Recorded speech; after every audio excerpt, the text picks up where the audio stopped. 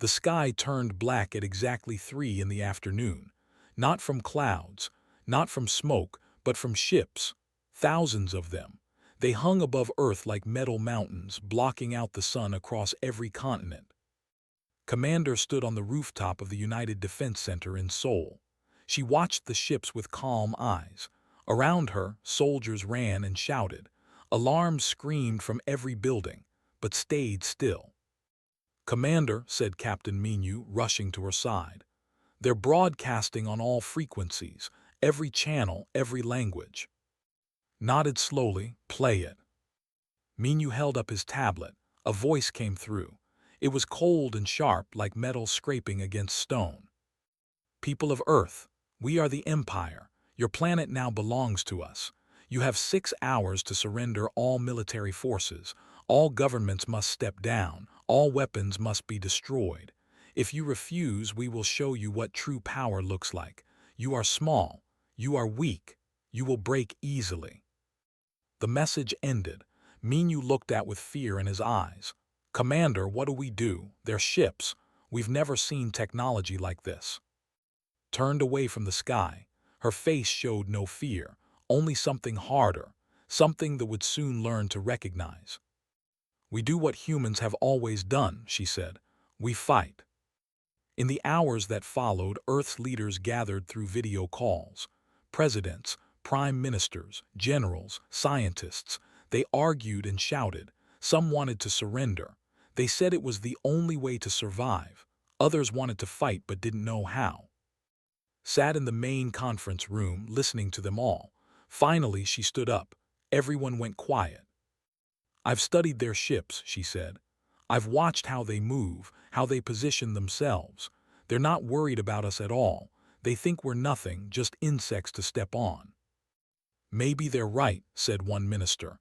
"Look at what they have, look at what we have." "They have bigger guns," agreed. "But they don't know us. They don't know what humans are capable of when we're pushed into a corner. Every empire that tried to crush us learned the same lesson. We don't give up. We don't break. And when you hurt us enough, we get nasty." The room was silent. Then General Park, an old soldier with gray hair and hard eyes, stood up beside her. "I've fought in 3 wars," he said. "I've seen humans do impossible things. I've seen farmers pick up rifles and stop tanks. I've seen doctors carry wounded soldiers for miles. Whatever these aliens are, they've never fought us before. I say we teach them." One by one, other leaders stood. Not all of them, but enough. The response went out to the ships exactly 5 hours and 59 minutes after their demand. "This is Earth. We reject your terms. If you want our planet, come and take it." The commander received the message on his bridge. His name was, and he had conquered 14 worlds. He had never received a refusal before. Planets always surrendered when they saw his fleet. It was the logical thing to do. He looked at his second-in-command with something like confusion. They refused. This small planet refused. "Yes, Commander, they sent only one message, very short." Laughed. It was a dry, clicking sound. "They must not understand what we are. Very well, begin the demonstration. Destroy one of their major cities, then they will understand." The first strikes hit New York City 20 minutes later. Beams of white light fell from the sky like the anger of gods. Buildings that had stood for 100 years turned to dust in seconds. Millions of people died before they could even scream. But something strange happened, something they did not expect. The humans did not surrender. Instead, fighters rose into the sky from every nation, jets and missiles and everything Earth had. They knew they couldn't win. They knew their weapons were like toys compared to but they flew anyway. Commanded the Asian Defense Forces from her bunker. She watched her pilots die on her screens, little dots of light disappearing one by one. Each dot was a person she knew, a friend, a soldier who trusted her. "Commander," Minyu said quietly, "we've lost 40% of our air force." "I know. Should we pull back?" Shook her head. "No, keep fighting. Make them work for every inch. make them remember that Earth didn't go quietly. In London, a young pilot named Sarah flew her jet toward an alien ship 10,000 times her size. Her radio was full of screaming. Her instruments were going crazy, but she kept flying. "This is Falcon 7, she said into her radio. "I'm going for the ship's engine, if I can hit the right spot." "Sarah, no," her commander shouted. "You'll die." "I know," she said simply, "but maybe I can hurt them first. That's all that matters now, hurting them." She flew straight into the engine port. Her jet was like a bee stinging an elephant, but she hit something important. A small explosion appeared on the ship's side, not enough to destroy it, but enough to damage it. The bridge crew looked at each other in surprise. "A single fighter damaged our ship," one asked. "It flew directly into us," another said. "The pilot killed herself just to cause minor damage. Why would anyone do that?" Watched Earth burning on his screens. He watched the tiny human ships flying into certain death. He watched cities fall and humans still fighting from the rubble. "What are these creatures?" he murmured. "Why don't they stop?" His advisor pulled up information on humans. "They have a violent history, Commander. They've fought each other for thousands of years. They seem to enjoy conflict." "Enjoy it. Or at least, they're very good at it. And they don't surrender easily. Their history is full of small forces defeating larger ones through determination and sacrifice." Dismiss this with a wave. "History means nothing against our weapons. Keep firing. Eventually they'll break." But hours passed, then days, the burned city after city. They killed millions upon millions, and still the humans fought. In Seoul gathered the surviving commanders in an underground bunker. The building above them was gone. Half the city was gone, but the bunker held. "We can't win this fight in the sky," she said. "We all know that, but we don't need to win. We just need to survive long enough to adapt." "Adapt how?" General Park asked. His arm was in a sling from a building collapse. "They think we're simple. They think we'll just give up, but we're going to disappear, go underground, into the mountains, into the forests. Let them think they've won. Let them get comfortable, and then we start the real war." Captain Minu studied the map on the table. "A resistance, like in the old wars." "Exactly like the old wars," said. "Our ancestors fought invaders with sticks and stones. They hid in caves and mountains. They hit the enemy when they weren't looking. They made occupation so painful that invaders eventually gave up. We'll do the same thing." "But these are aliens," someone said, "with technology we can't understand." "Technology can be learned. Weapons can be stolen. And no matter how advanced they are, they still need supplies. They still need soldiers. They still need to sleep," smiled grimly. "And we'll be there when they do." The order went out to all surviving forces. Stop fighting in the open. Retreat. Hide. Survive. Wait for new orders. Watched the human resistance collapse on his screens. Their ships stopped flying. Their cities stopped fighting. Finally, he thought. Finally, they understood. "Begin occupation," he ordered. "Send troops to secure all major population centers. This planet is ours now." He didn't notice that the humans weren't really surrendering. They were just changing tactics. They were going underground, into the shadows, into the darkness. And in that darkness, they were preparing to become something they had never faced before. In a tunnel deep beneath Seoul looked at the faces around her. Soldiers, scientists, doctors, farmers, teachers, regular people who had become fighters overnight. "The first phase is over," she said. We lost badly, but we're still alive, and as long as we're alive, we're dangerous." A young soldier named raised his hand. "Commander, what do we do now?" Looked at him, he was barely 20, a child really, but there were no children in war, not anymore. "Now we learn," she said. "We watch them, we study them, we find their weaknesses, and when we know enough, when we're ready," she paused, "we get nasty." The Empire had conquered 14 worlds. On every world the story was the same. They arrived, they demanded surrender, the planet submitted, simple, clean, easy. But Earth would be different. Earth would be the world that taught them a lesson they would never forget. Humans might fall, they might break, they might lose everything. But they would never, ever stop fighting. And in time, they would learn what that really meant. 3 months passed after the invasion began. The world that humans knew was gone. The great cities lay in ruins. New York was a crater. London burned for weeks before the fires finally died. Tokyo, Paris, Moscow, Beijing, all of them destroyed or occupied. The ships sat in the sky like permanent metal clouds, watching everything below. But in the tunnels beneath Seoul, life continued. Different, harder, but it continued. Captain Ho walked through the narrow passages, checking on the survivors. There were almost 2,000 people living down here now. Soldiers mixed with civilians. Families huddled in small rooms carved from stone. Children played in the dim light, their laughter echoing off the walls. It wasn't much, but it was something. "Captain," a voice called. It was one of the engineers. She was small and thin, with oil stains on her face and hope still in her eyes. "We finished the water system. It's not pretty, but it works." Ho smiled. It felt strange on his face. He hadn't smiled much since the invasion. "Good work. Every small victory matters."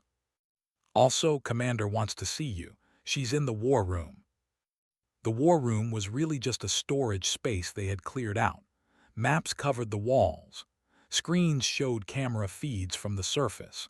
Around a central table stood General Park and several other leaders. Ho entered and saluted. "You called for me, Commander." Nodded. "We have a problem, a big one."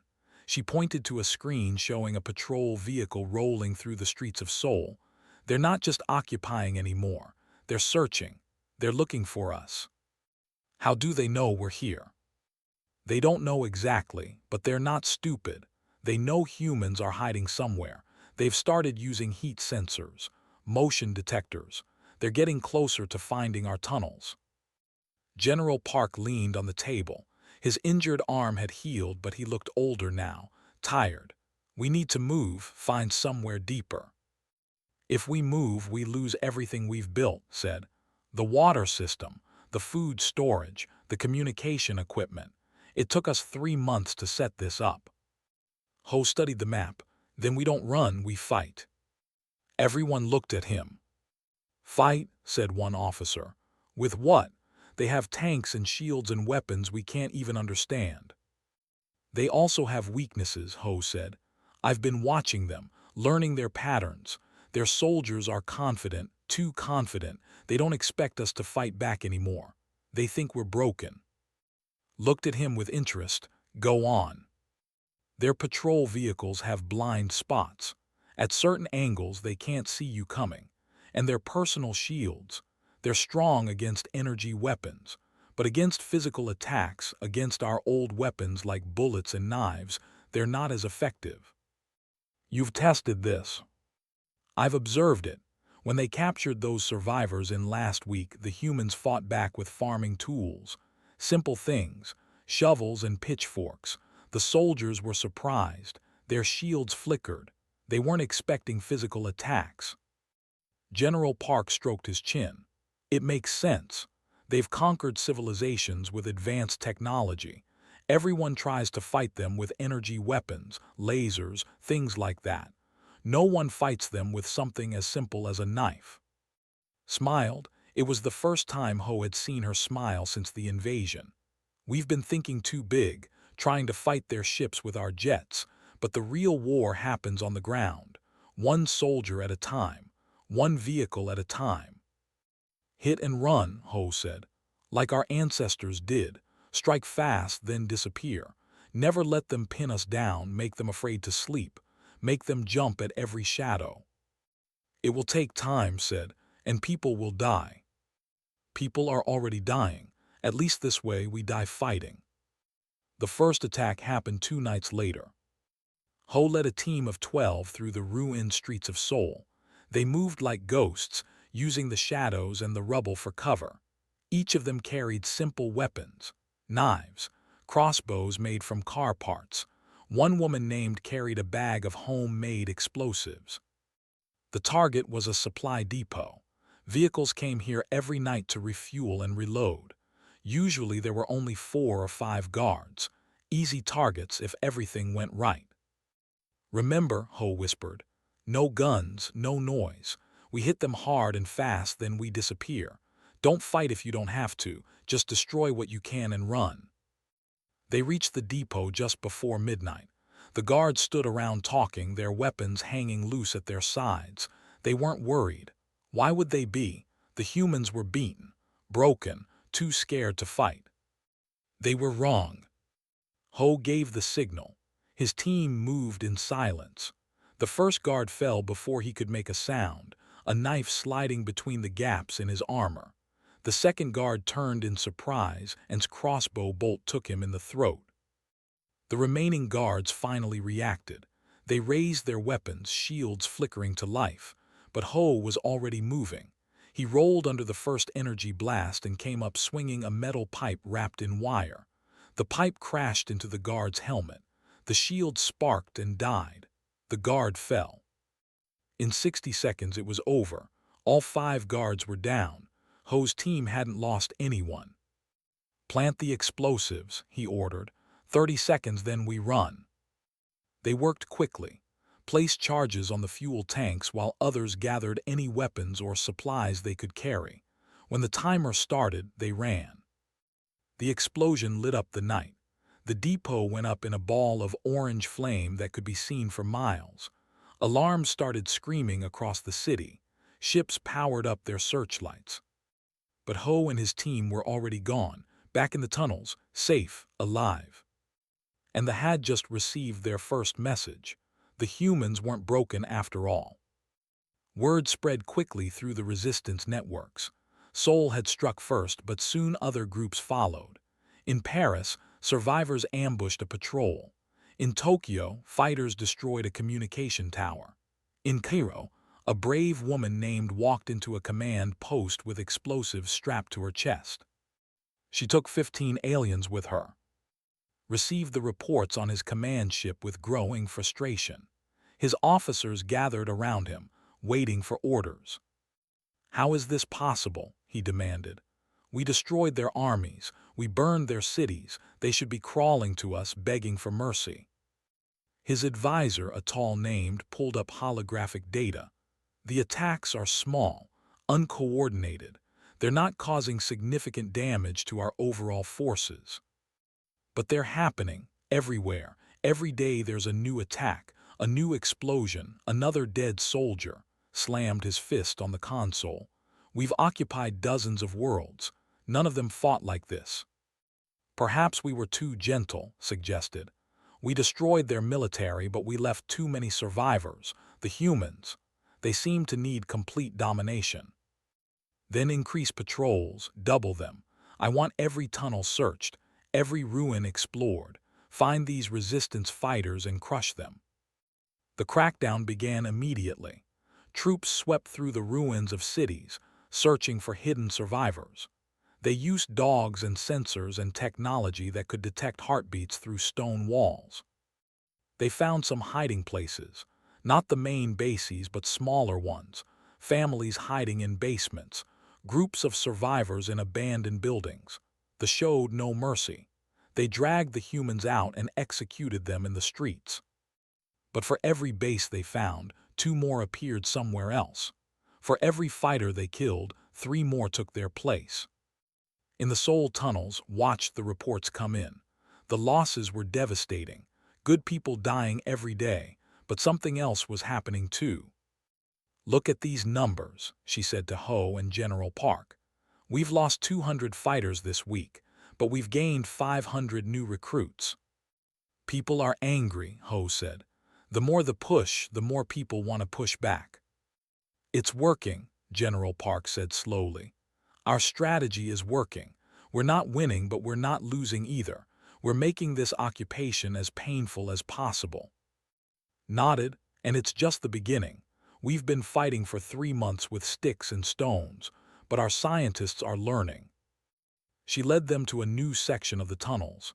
Inside, a team of scientists worked on captured equipment, weapons, armor, communication devices. They were taking everything apart, studying every piece. The lead scientist looked up as they entered. Her eyes were red from lack of sleep, but she was smiling. "Commander, I have something to show you." She held up a small metal box with wires sticking out of it. "What is it?" asked. "It's a shield disruptor, based on their own technology. When activated, it will shut down shields in a 50-meter radius for about 10 seconds. Ho leaned forward with interest. 10 seconds is enough, more than enough. "There's more," said. "We've been studying their biology, running tests on the bodies from our attacks. We found something interesting." She pulled up an image on a screen. "They're allergic to certain frequencies of sound, not just uncomfortable, actually allergic. The right frequency causes them pain. Higher frequencies can cause bleeding. Even higher might kill them." General Park stared at the screen. "Can we weaponize this?" "We're working on it. Give me another month." Put her hand on shoulder. "You have 2 weeks. They are getting more aggressive. We need to be ready." That night Ho couldn't sleep. He walked through the tunnels checking on his people. He passed families sleeping in small rooms, soldiers cleaning weapons, engineers working on equipment, everyone doing their part. A young boy sat alone near one of the side tunnels. He couldn't have been more than 10 years old. Ho recognized him. His name was, he had lost his parents in the first attacks. "Can't sleep?" Ho asked, sitting down next to him. Shook his head. "I keep seeing them, the ships, the fire." "I see them too, every night." "Do you think we can win?" Ho looked at the boy. He wanted to lie, to tell him everything would be okay, but had seen too much for lies. "I don't know," Ho said honestly. "Maybe not, but we're going to make them remember us. We're going to make sure the whole galaxy knows that Earth didn't go quietly." Was quiet for a moment. Then he said, "My father used to tell me stories about our ancestors, about how they fought against empires much bigger than them.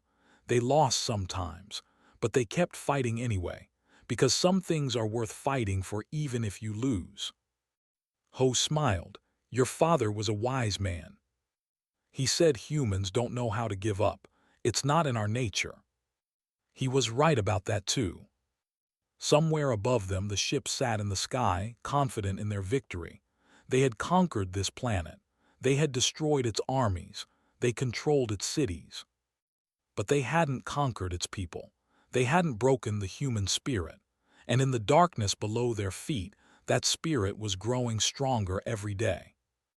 The thought they had won. They had no idea what was coming. 6 months into the occupation, they began to feel something they had never felt before: fear. It started small: guards refusing to patrol alone at night, officers requesting transfers off Earth, soldiers sleeping with weapons in their hands. The planet they had conquered was fighting back, and no one knew when the next attack would come. In the Sol tunnels, Commander received reports from around the world.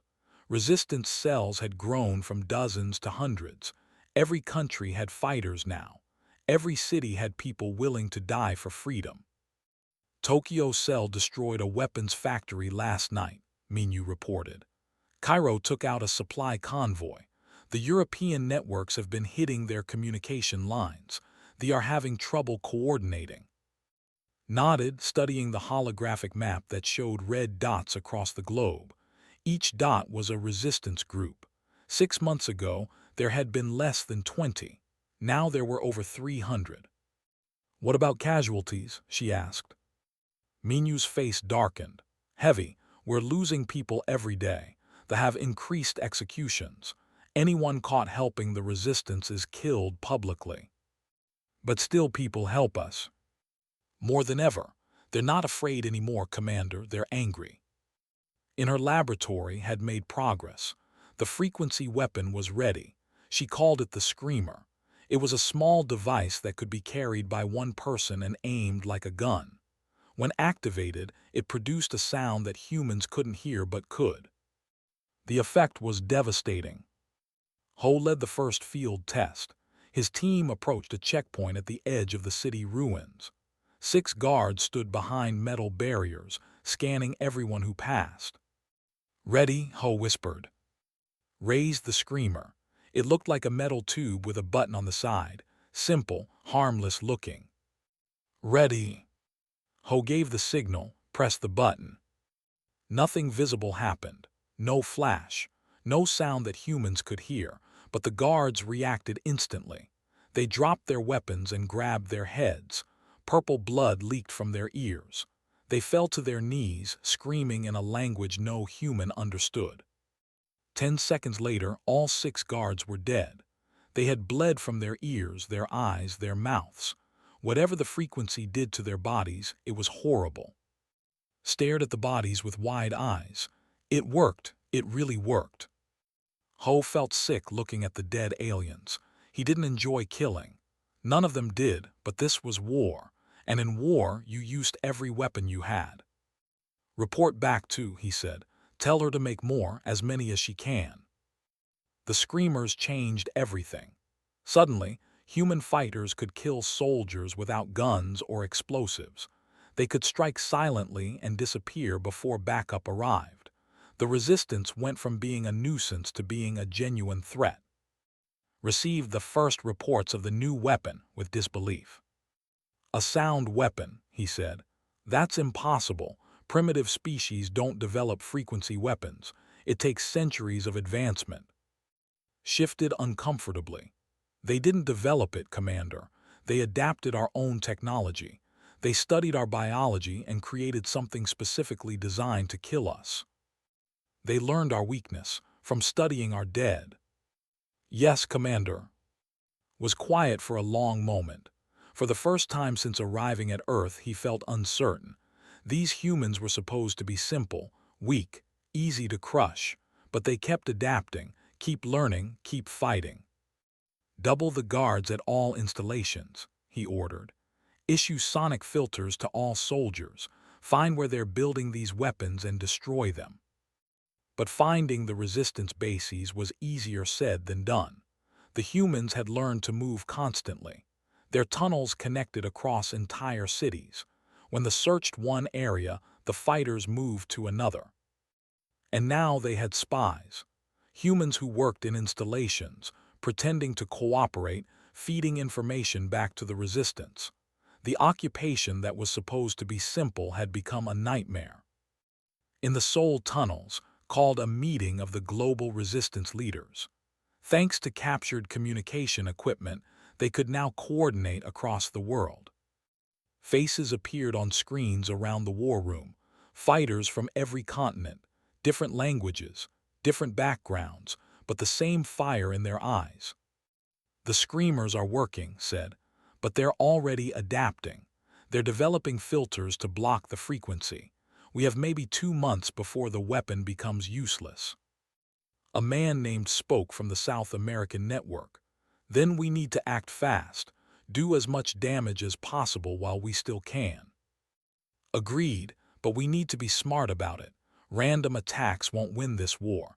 We need to hit them where it really hurts. Stepped forward. She had been working on something else, something bigger than the screamer. "I've been studying their ships," she said. "The small patrol ships, not the big ones in orbit. They all connect to a central power grid. If we could disrupt that grid, even for a few minutes, every ship on Earth would be vulnerable." "Where's the grid located?" General Park asked. "That's the problem. They keep it on their command ship. In orbit, we can't reach it." Silence filled the room. Reaching something in orbit seemed impossible. They could barely fight on the ground. But then a young voice spoke up. It was the orphan boy. He had grown in the past months, taller, harder. He spent his time with the engineers, learning everything he could. "What if we brought the ship to us?" he said. Everyone turned to look at him, raised an eyebrow. "Explain." "Walk to the map. The command ship comes down to the atmosphere every few weeks, for inspections or something.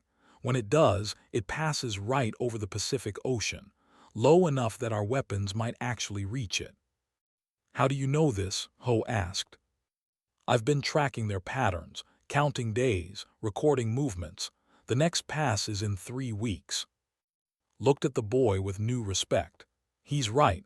I've seen the same patterns. If we could hit the ship during that pass." "It would have to be a massive strike," General Park said. "Everything we have all at once." Studied the map. Her mind was working through possibilities, risks, chances of success. "We can't destroy it," she said finally. "Not with what we have, but we might be able to damage it enough to bring it down, crash it somewhere we can access it." "And then," Minyu asked. "Then we capture their technology, their weapons, their data." Eyes were bright. "We stop fighting with rocks and start fighting with their own tools." The plan came together over the next 3 weeks. Resistance cells from around the world contributed everything they had. Missiles, explosives, the last remaining fighter jets, even captured weapons were gathered. The target zone was an island in the Pacific, uninhabited, perfect for bringing down a spaceship. But getting there was its own challenge. They controlled the oceans. Their ships patrolled constantly, watching for any large movements. Ho led the advance team, 50 fighters in small boats, traveling only at night, avoiding detection. It took them a week to reach the island. The island was barely more than a rock sticking out of the ocean. No trees, no buildings, just stone and sand, but it had deep caves where they could hide their equipment. "Not exactly paradise," said, looking around. "It'll do," Ho replied. "Get the launchers set up, we don't have much time." Back in Seoul, coordinated the final preparations. The attack would require perfect timing, strikes from multiple locations at exactly the right moment. "Are you sure about this?" General Park asked her the night before the operation. "If we fail, we lose everything, all our weapons, all our fighters, years of work." "I'm not sure about anything," admitted. "But I know we can't keep going like this. We're losing people every day. They are adapting to our tactics. If we don't take a big risk now, we'll slowly fade away." "And if we succeed?" Looked out at the tunnel around her. The families, the children, the fighters who had given everything for this cause. "If we succeed, we stop being victims and start being hunters."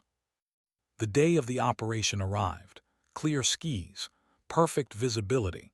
The command ship descended through the atmosphere right on schedule, unaware of what waited below. On the island, Ho watched the ship appear on the horizon. It was massive, a floating city of metal and light. Seeing it up close made him feel small.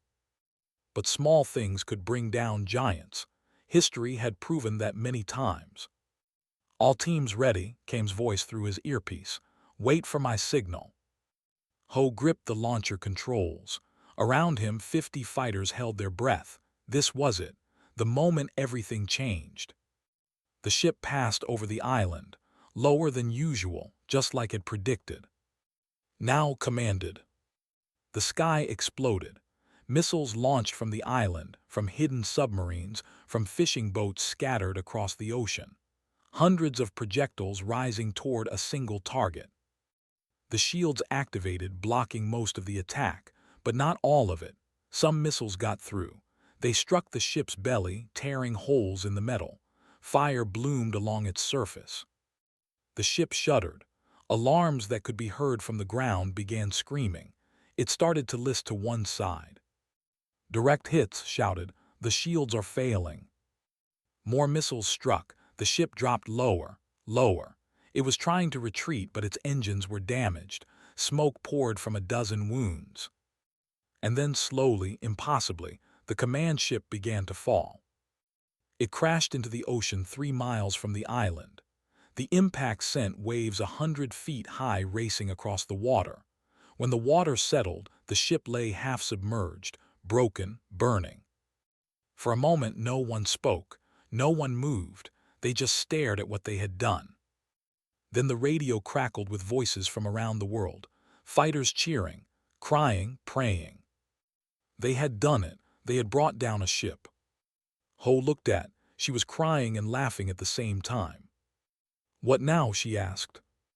Ho picked up his weapon and started toward the beach, toward the wreckage, toward the next phase of the war. "Now we take what's ours." The crashed ship changed everything. For 3 weeks, resistance teams swarmed over the wreckage like ants on a fallen giant. They pulled out weapons, computers, armor, medical equipment, and technology that human scientists could barely understand. But they learned, they always learned. Led the research teams. She worked 20-hour days, taking apart alien machines and figuring out how they worked. Her team grew from a dozen scientists to over 200, recruited from survivors around the world. "This is incredible," she told during one of their briefings. "Their energy weapons use a crystal power source. Once we understand the crystal, we can make our own weapons, better weapons, modified for human hands." "How long?" "6 weeks, maybe less if we push." Nodded push. But they didn't have 6 weeks to wait. They were furious about their lost ship. They had never lost a vessel in conquest before. The shame was unbearable. Received orders directly from the High Council. His holographic image trembled with rage as he read them. "They want us to pacify this planet completely," he told his officers. "No more occupation, extermination. Every human on Earth must die." Shifted uncomfortably. "Commander, there are still billions of them. Even with our forces, total extermination would take years." "Then we use the planet burner." Silence fell over the bridge. The planet burner was a weapon of last resort. It could set an entire world on fire, turn the atmosphere itself into poison. Nothing survived a planet burner. "It's being transported from the nearest fleet," continued. "It will arrive in 4 weeks. Until then, increase all attacks. Kill as many humans as possible. Make them suffer for what they did to our ship." The next 4 weeks were the bloodiest of the war. Forces swept across every continent, killing without mercy. They burned villages, bombed cities, hunted survivors through forests and deserts. The death count rose into the hundreds of millions. But something strange happened. The more the killed, the harder the humans fought back. New recruits flooded into resistance cells. People who had been hiding suddenly picked up weapons. Mothers, grandfathers, children barely old enough to hold a rifle. Everyone who could fight was fighting. And now they had weapons. The captured technology had been distributed to resistance groups worldwide. Energy rifles that could punch through armor, shield generators that could protect a small team, explosives that burned with alien fire. The tide began to turn. In Seoul, Ho led an assault on a base. His team of 50 fighters carried a mix of human and alien weapons. They hit the base at midnight, using captured shield disruptors to knock out the perimeter defenses. The inside were not prepared for what came next. Humans poured through the gates like a flood. They weren't fighting defensively anymore. They were attacking, hunting. Every soldier moved with the precision of someone who had trained for months in the shadows. Ho personally killed the base commander. It was an officer he had watched from a distance for weeks, the same officer who had ordered the execution of prisoners, who had laughed while humans burned. There was no mercy in Ho's eyes, no hesitation. "This is for everyone you killed," he said as the officer fell. By morning, the base was in human hands. 50 fighters had taken a fortified position with over 200 soldiers. It was a small victory, but it was a sign of what was coming. Gathered the global resistance leaders for their most important meeting yet. "We have intelligence from inside the command structure," she said. "A human spy in their communication center. He's given us the location and timing of the planet burner arrival." The room went quiet. Everyone knew what the planet burner was, what it could do. "4 weeks, General Park said heavily. "That's all we have left." Less now, 3 weeks. Pulled up a holographic display. The weapon is being transported by a single cruiser. It will arrive in orbit and deploy within hours of arrival. We have one chance to stop it.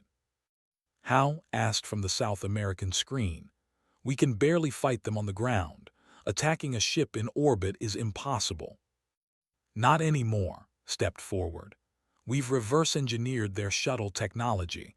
We can launch a team into orbit, a small team, just enough to infiltrate the cruiser and destroy the planet burner before it deploys. Leaned forward, a suicide mission. Probably, admitted.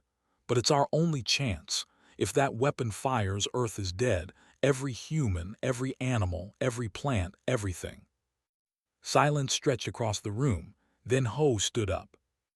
I'll lead the team. Looked at him with something like sorrow in her eyes. I expected you would. Volunteers came forward immediately. Hundreds of fighters wanted to join. But the shuttle could only hold 12 people. 12 people to save the world. Ho selected his team carefully, of course.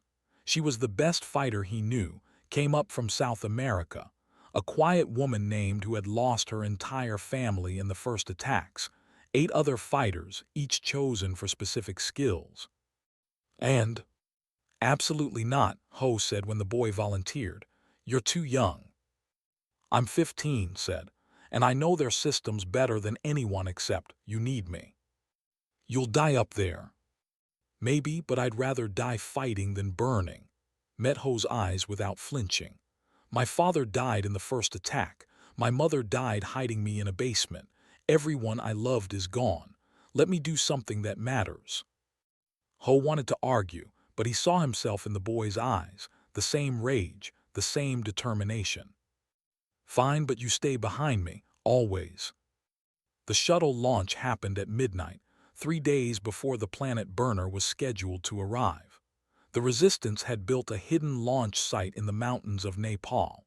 The shuttle itself was a Frankenstein creation, half human and half alien, held together by hope and engineering genius.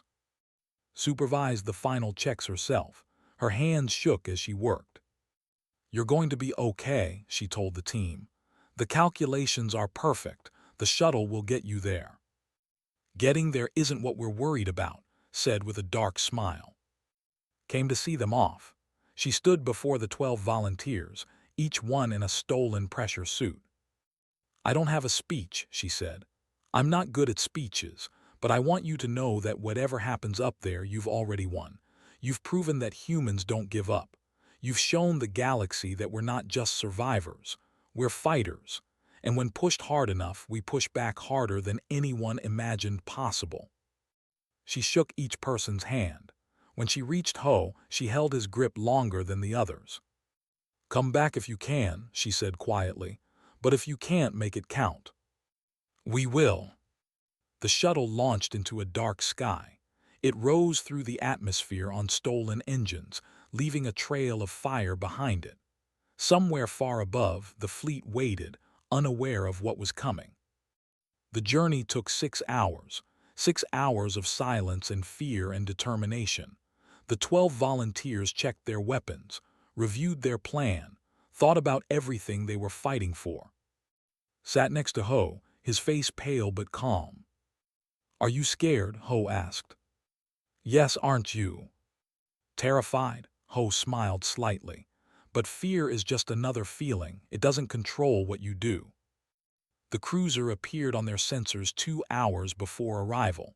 It was massive, bigger than anything they had faced before. The planet burner was visible on its underside, a weapon the size of a building, pointed at Earth.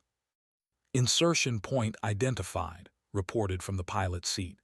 There's a maintenance port on the lower hull, minimal security. If we can attach there, we can cut our way in. Do it. The shuttle maneuvered through space, avoiding sensor sweeps and patrol ships. It was like flying through a minefield. One wrong move and they would be detected, destroyed before they could even try. But was good, better than good. She threaded the shuttle through gaps in the defenses like she had been doing it her whole life. They attached to the cruiser with a soft thud, cut through the hull with an alien torch. In seconds, they were inside. The interior of the cruiser was dark and cold. Strange sounds echoed through the corridors. The smell was wrong, alien, like nothing on Earth. "Move fast," Ho whispered. "Find the weapon, destroy it, get out." They moved through the ship like ghosts. Occasionally they passed soldiers, killing them silently before alarms could be raised. The captured weapons worked perfectly. Human hands using alien tools. Led them through the corridors, reading signs from his studies. He found the weapon chamber faster than they had hoped. The planet burner sat in a massive hold at the center of the ship. It was beautiful in a terrible way. Smooth black metal covered with glowing lines. A machine designed to kill worlds. "Plant the charges," Ho ordered. "All of them. We need to destroy this thing completely." They worked quickly, placing explosives at key points around the weapon. Minutes ticked by. Any moment they could be discovered. And then the alarm started. "They know we're here," shouted. Soldiers poured into the chamber from every direction. The 12 humans formed a circle, backs to the weapon, fighting in all directions at once. Energy blasts filled the air. Fighters fell, but they kept fighting. Took a hit to her shoulder and kept shooting. Went down and pulled an enemy soldier with him. Fought with a knife when her weapon ran out of power. Ho killed and killed and killed. His arms burned, his vision blurred, but he didn't stop. "Charges set," yelled. 30 seconds. "Everyone out," Ho shouted, back to the shuttle. But there were too many enemies between them and the exit. Only 4 of them were still standing.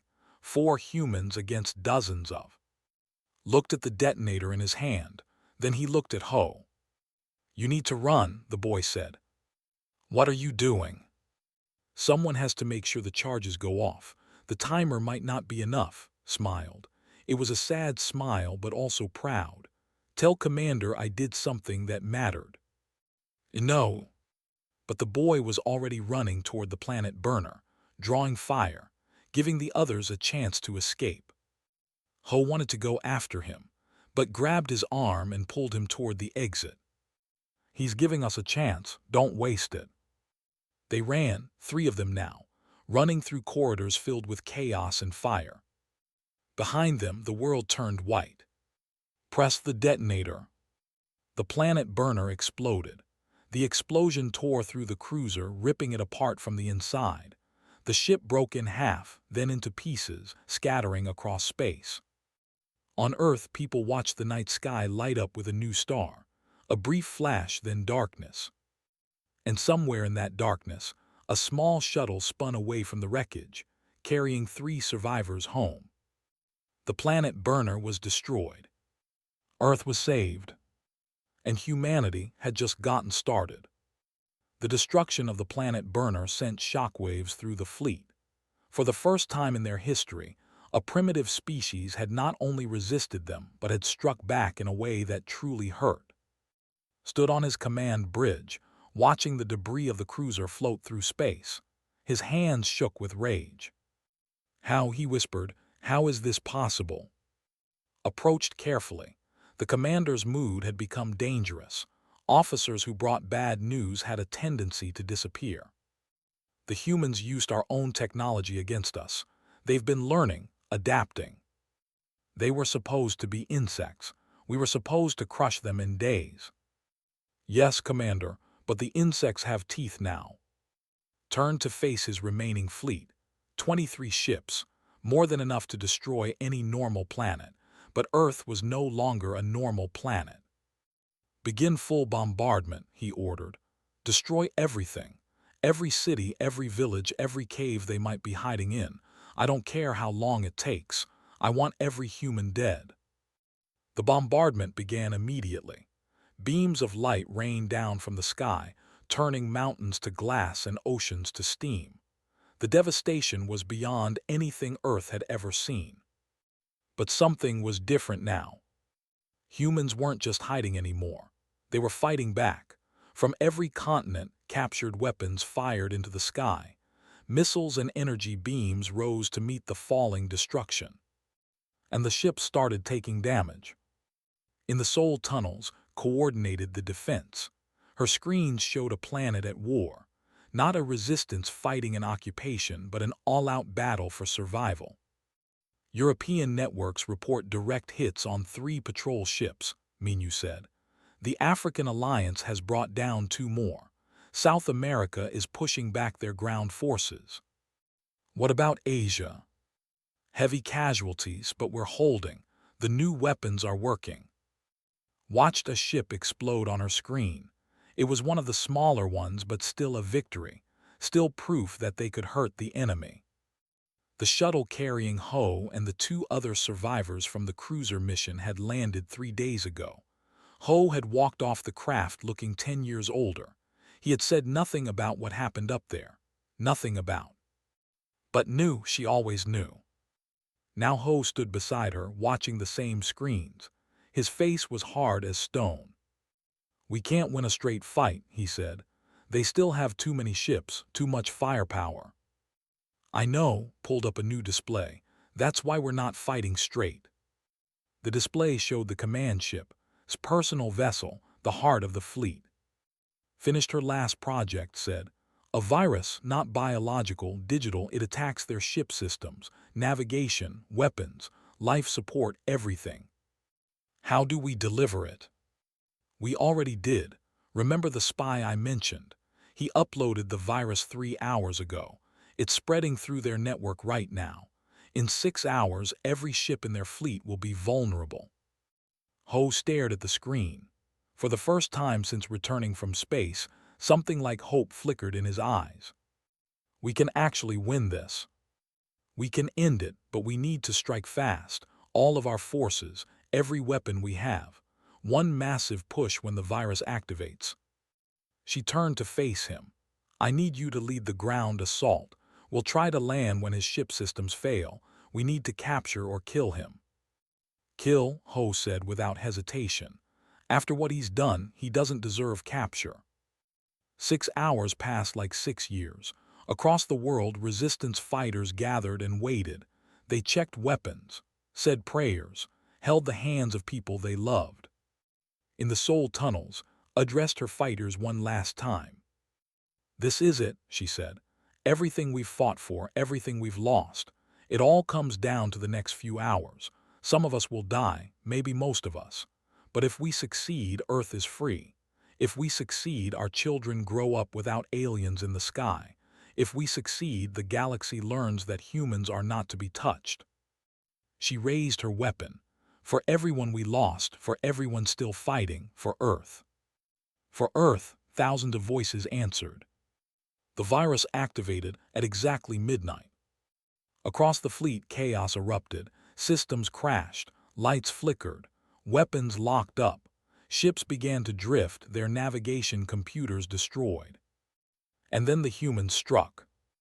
It was beautiful and terrible. Missiles rose from every continent, punching through weakened shields. Ground forces swarmed positions, overwhelming confused and frightened soldiers. Jets that had been hidden for months launched into the sky, targeting ships that could no longer defend themselves. Watched his empire crumble in hours. Ships exploded around him. Distress calls flooded his communications, and through it all the humans kept coming. "Commander," said, his voice trembling, "we've lost 14 ships. Our weapons are offline. We must retreat." "Retreat where? Back to the Empire with our defeat. They'll execute us." "Then we die here." Looked at Earth on his screens. The planet he had thought would be easy. The species he had dismissed as insects. "Land the ship," he said. "We'll fight them on the ground. At least we'll die with honor." The command ship descended through the burning atmosphere. It crashed in the ruins of Seoul, crushing what remained of the old city. Soldiers poured out, forming defensive lines around their fallen vessel. They found an army waiting for them. Ho led the assault personally. Behind him came thousands of fighters from every part of Korea, farmers and soldiers, teachers and engineers, old people and children barely into their teens. all of them armed, all of them ready. The battle lasted until dawn. It was the bloodiest fighting of the entire war. Soldiers fought with the desperation of the doomed. Humans fought with the rage of the righteous. Bodies piled in the streets. Blood soaked into the broken concrete. Screams echoed off the ruins of buildings that had once stood proud and tall. But slowly, step by step, the humans pushed forward. Ho found in the ship's command center. The commander stood alone, his guards all dead, his empire in ashes around him. "You've destroyed us," said. "One small planet, one primitive species, you've destroyed everything." "You came to our home," Ho replied. "You killed our families, burned our cities, tried to end our world." He raised his weapon. "What did you expect would happen?" "We expected you to surrender. Everyone surrenders." "We're not everyone."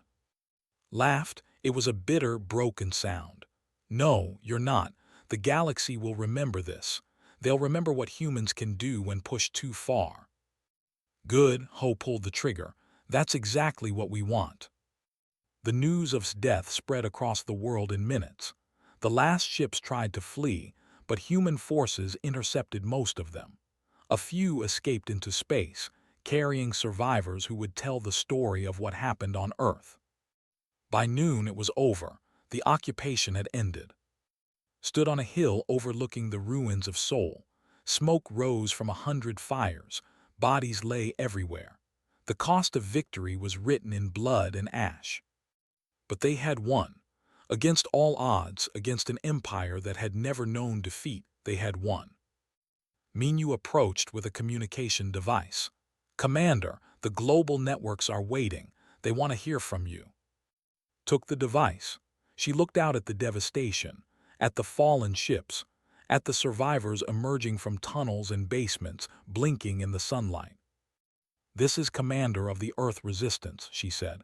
"The fleet has been destroyed. Their commander is dead. Earth is free." Cheers erupted from every speaker across the planet. People who had hidden for months, people who had lost everything, people who had never stopped believing that this day would come. Waited for the noise to fade, then she continued. "But our work isn't done. Some escaped. They'll carry word of their defeat back to their empire. The galaxy will know what happened here." She paused, choosing her next words carefully. "I have a message for any species out there who might be listening. Any empire that thinks about coming here. Any force that believes humans are easy targets." Her voice hardened, every word cut like a blade. "We remember what you did to us. We remember every city you burned, every family you destroyed, every child who died in your attacks. We remember all of it." She looked up at the sky, at the stars that had seemed so threatening for so long. "You thought we would crumble, you thought we would break, but we're still standing. And now we have your technology, your weapons, your ships. We've learned everything you tried to hide from us. So here's our message to the galaxy. Leave us alone, stay away from our planet. Because if you come here with war in your hearts, we will respond in kind. We will find you. We will reach your homes. And we will show you exactly what humans do to those who threaten our world. We got nasty once, we'll do it again." The broadcast ended. Silence fell over the ruined city. Ho walked up to stand beside. He looked tired, broken in some ways that would never heal, but also alive, still fighting. "Do you think they heard?" he asked. "Someone always hears," turned away from the sky. "And if they didn't, we'll make sure they do. We have ships now. We can go to them." "Is that what you want, to take the war to the stars?" Was quiet for a long moment, then she shook her head. "No, I want peace. I want to rebuild. I want children to grow up without fear." She looked at him with eyes that had seen too much. "But I'll never forget what happened here. None of us will. And if anyone threatens us again, they'll find out that humans don't forget." She started walking down the hill, toward the survivors, toward the future, toward whatever came next. "We don't forget," she repeated, "and we don't forgive." Far away in the depths of space, A damaged shuttle drifted toward home. Inside, a handful of survivors huddled together, their minds filled with horror. They would tell their story to the Empire. They would explain what happened on that small blue world, how the humans refused to die, how they learned and adapted and fought with a fury that made no logical sense. And the galaxy would listen. The galaxy would remember. Humanity was coming.